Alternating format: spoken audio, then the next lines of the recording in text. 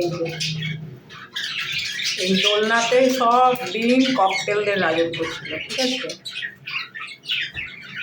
এই দুটো ফেক তেল এসছে, এগুলো ফেক তেল। এই ফেক তেল দুটো এসে সব ককটেলগুলোকে দুধ ছাই করে খাইয়ে। এই যে রনি অ্যান্ড বাবনি। রনি তবু একটু ভালো, বনিটা তো ভীষণ বদমাস। চোখ দেখেই বলে সবকে দুধ ছাই করে দোলনা থেকে তাড়িয়েছি। যা যা যেখানে কিছু বসতে যা, দোলনায় বসবি না, তাহলে তোদেরকে সেই বিখ্যাত কামড়টি দেবো। কেমন করে কামড় দিবি রানী? রানী কেমন করে কামড় দিতে হয় রে ককটেল দেখে?